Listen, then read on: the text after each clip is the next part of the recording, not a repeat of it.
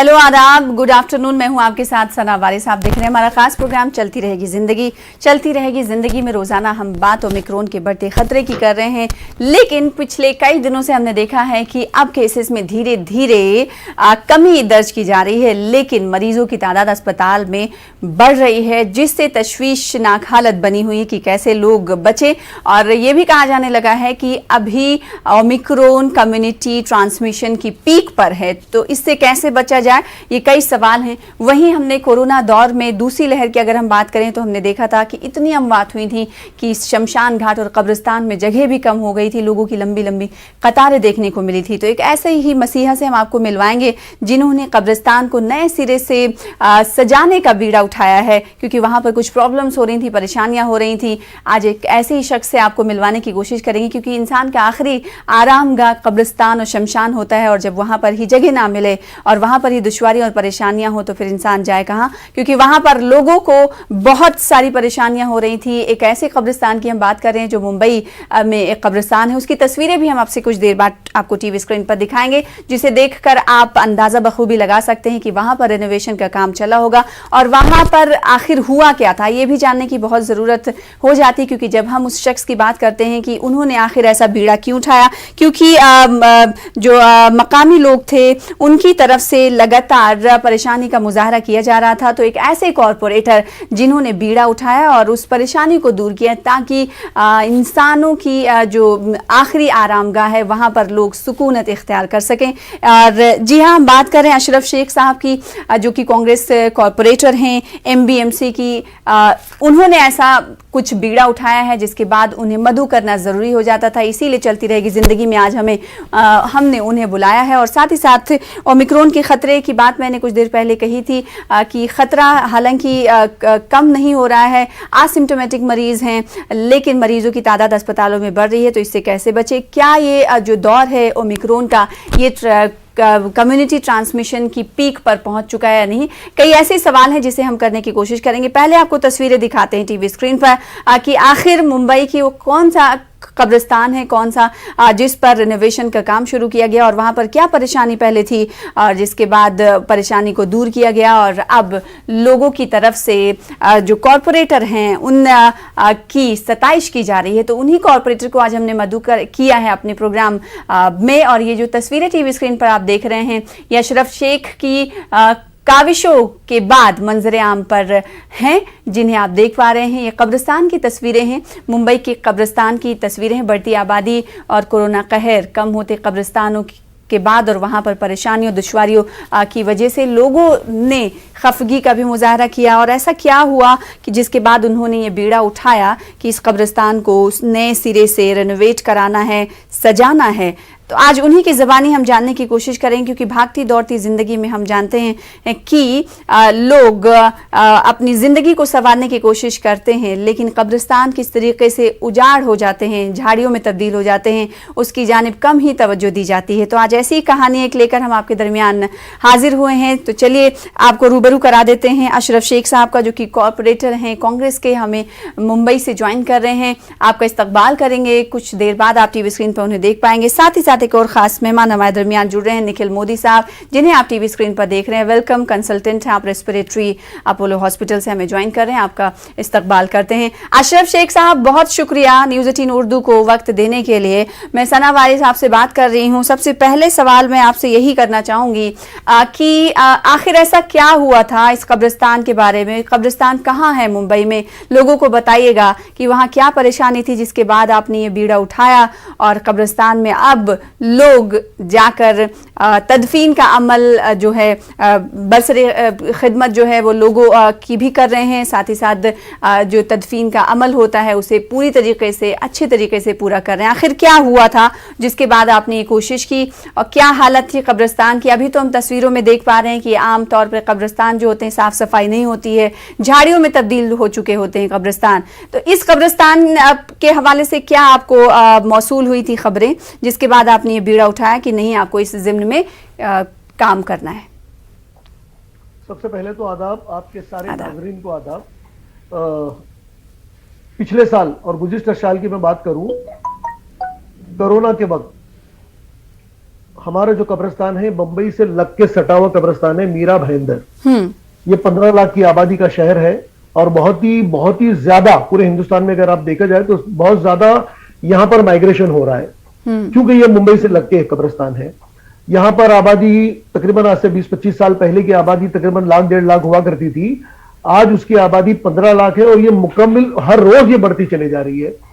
अब ये जो कब्रिस्तान के मुतालिक मैं आपसे कह रहा हूं कि ये कब्रिस्तान आज से तकरीबन 20 साल पहले ये कब्रिस्तान बनाया गया था। ये 2-2.5 एकड़ के अंदर, ये एकड़ में ये कब्रिस्तान है जी। यहाँ पर अमूमन 5-6 जो मैयत है वो आया करती थी, बॉडी आया करती थी, मगर कोरोना के दौर के अंदर ऑल ऑफ ए सडन 15 से 20 मैयत जो है, बॉडी जो है वो रोज आने लगी। अब उसके पीछे की वजह मैं आपको बता दूं कि क्यों आ रही थी जी। गवर्नमेंट का रूल्स था कि आप कहीं पर भी अगर आप कोई शख्स अगर कोविड से जिसका किसी का इंतकाल होता है तो उसी शहर में, उसी जगह पे जहां पर उसका इंतकाल हुआ है उसके करीब के कब्रिस्तान में उसको आपको तदफीन करनी है। क्योंकि बंबई शहर से लगा हुआ शहर है तो सारे के सारे वहां पर अस्पताल जो थे वो फुल हो चुके थे, तो लोग सब मीरा भाईंदर की तरफ आ रहे थे जी। और यहाँ आने के बाद के अंदर अगर कोई खुशकिस्मत बच जाता था तो वो चला जाता था अपने घर, और अगर किसी का इंतकाल हो जाता था तो हमको हमारे पास इस कब्रिस्तान में ले आते थे। तो 15 से 20 कब्रें जो है वो रोज के रोज हमको करना पड़ता था।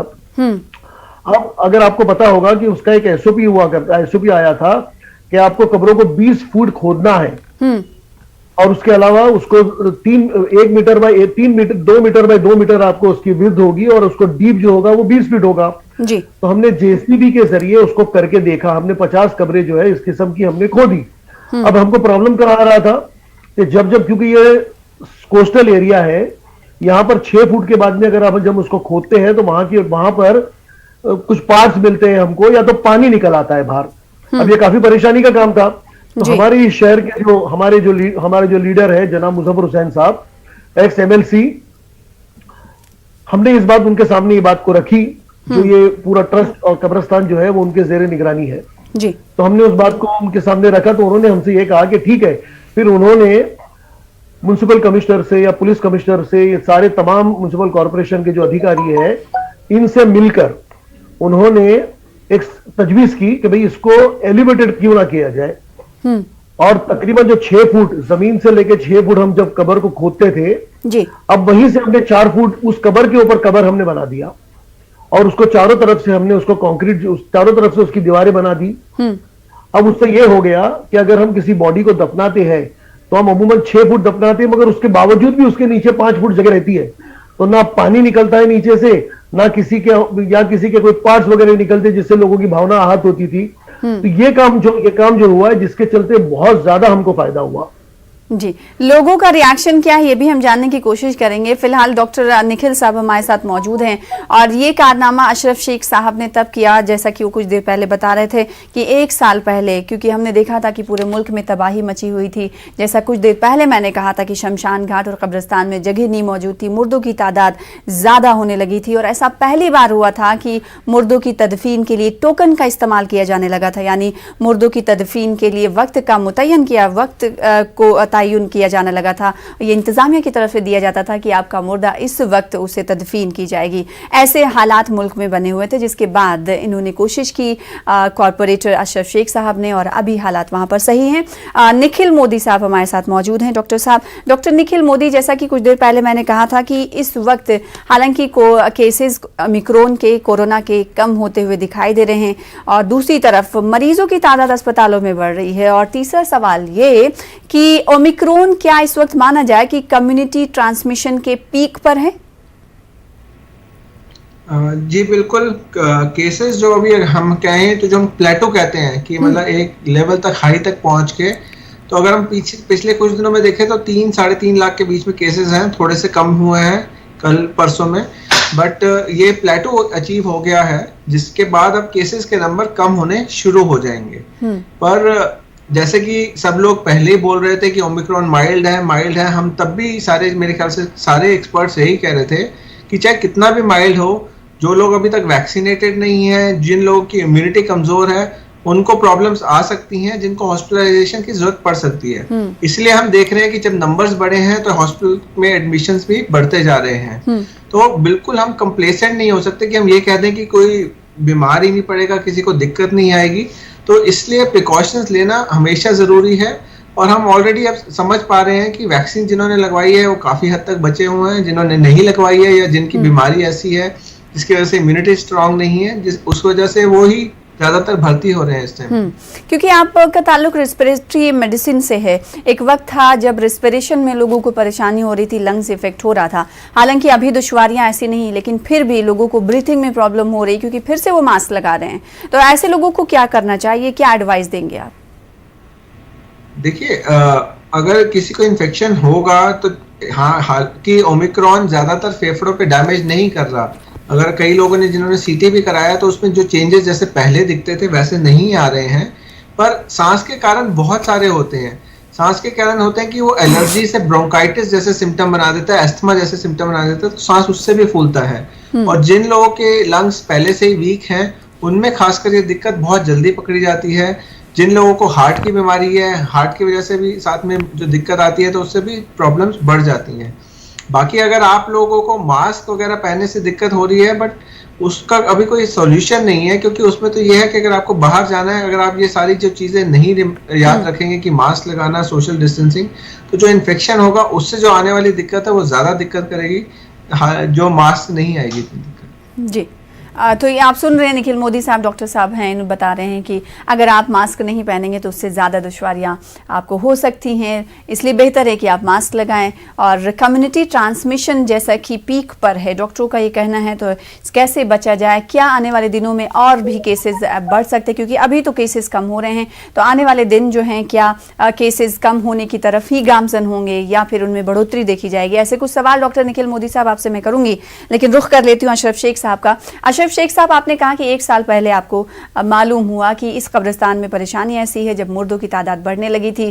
क्या लोगों की तरफ से आपसे कहा गया या फिर आप बजाते खुद आपने जाकर देखा कि ये परेशानी लोगों को पेश आ रही, फिर उसके बाद आपने बीड़ा उठाया? लोगों ने ही, हमने खुद इस चीज को एक्सपीरियंस किया, क्योंकि मैं वहां जाया करता था। हमारे शहर के अंदर 29 मार्च 2019 को पहला कोविड का पेशेंट जिसका इंतकाल हुआ, एक मोहतरमा तकरीबन 75-80 साल की थी। अब मैंने ये देखा वहां पर कि वहां पर उसके घर के लोग भी नहीं थे, और वहां के ऊपर जब हम लेकर जाते थे उसको, तो वहां के ऊपर कोई इंतजाम नहीं हुआ करता था।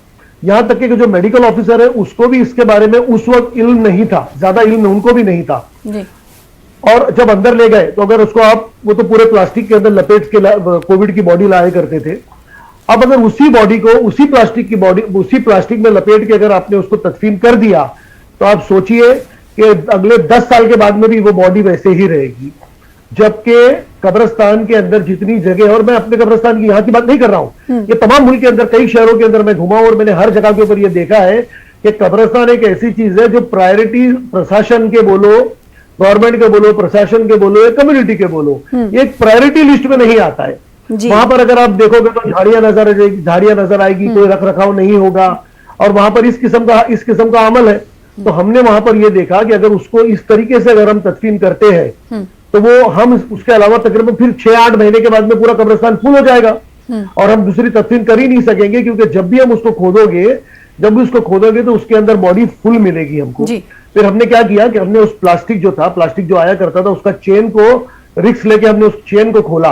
पीपीई किट हमने वहां पर बहुत ज्यादा तादाद में मैंने मुहैया करवा के रखा था कि जो भी बॉडी आती थी, जो उनके रिश्तेदार आया करते थे, तो अमूमन उनके पास वो एक तो गम का माहौल है, उनके पास पीपीई किट होता नहीं था, और लॉकडाउन के अंदर कहीं पर पीपीई किट हमेशा अवेलेबल नहीं होता था। तो हमने 100 पीपीई किट 200 पीपीई किट लाके कब्रिस्तान की हमने वहां पर रख दिया।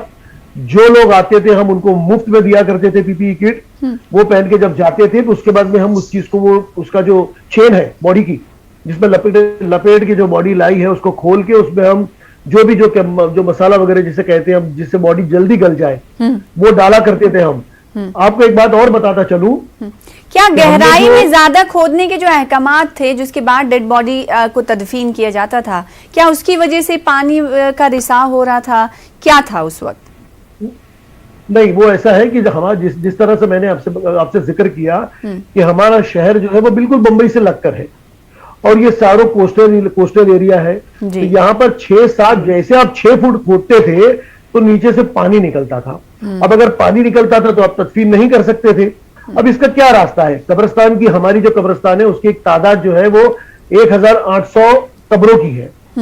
अब अगर हमको 20 कब्रें रोज अगर 15 से 20 मैयत आने लगे तो तकरीबन साल के हो गए 600 हो गए, तो 3 महीने के अंदर आपको बॉडी फिर वहां पर वापस से उसको खोद के फिर बॉडी आपको डालना है, जो कि मुमकिन नहीं था।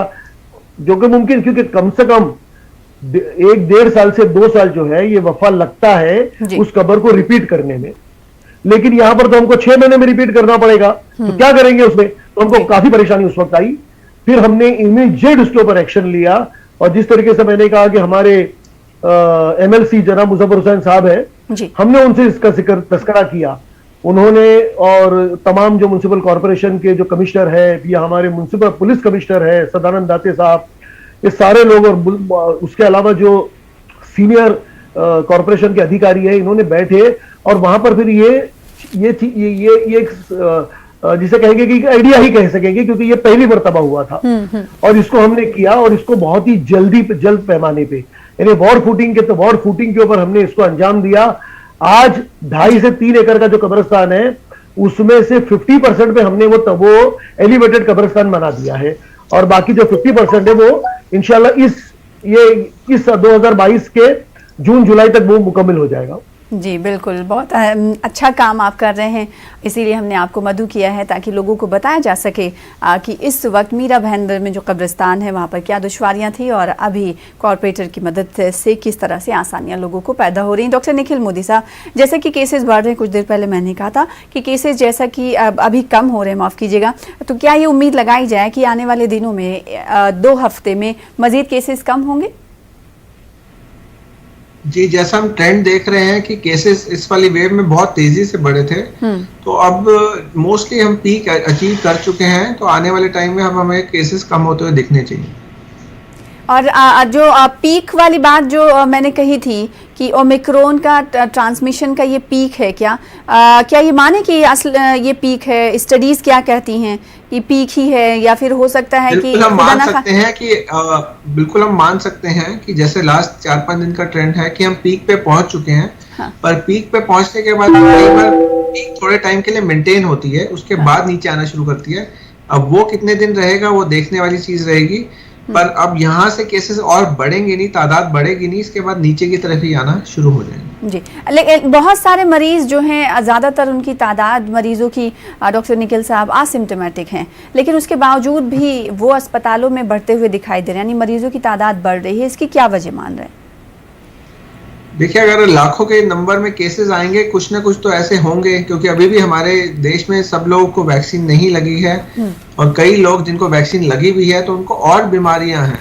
तो अगर हम देखें कि इस टाइम जो कोविड में केसेस आ भी रहे हैं, या तो वो कोविड की प्रॉब्लम इसलिए है कि उन्होंने वैक्सीन नहीं ली, या उनकी बीमारियां जैसे कैंसर के पेशेंट हैं, किडनी खराब है किसी का लिवर खराब है, सांस की बीमारी के पहले से पेशेंट है, तो इन लोगों को प्रॉब्लम ज्यादा होने के कारण इनको भर्ती की जरूरत पड़ रही है। इसके अलावा एक थोड़े से पेशेंट ऐसे भी हैं जो कोविड के तौर से तो कोई सिम्टम्स नहीं दिखा रहे, पर वो और प्रॉब्लम जैसे हार्ट के इश्यूज होए, ब्रेन का स्ट्रोक, उसके लिए आए, पर उनको साथ में कोविड भी निकला, तो वो लोग भी जो है तादाद बढ़ा रहे हैं जिसमें कोविड में एडमिशंस उनके भी दिख रहे हैं।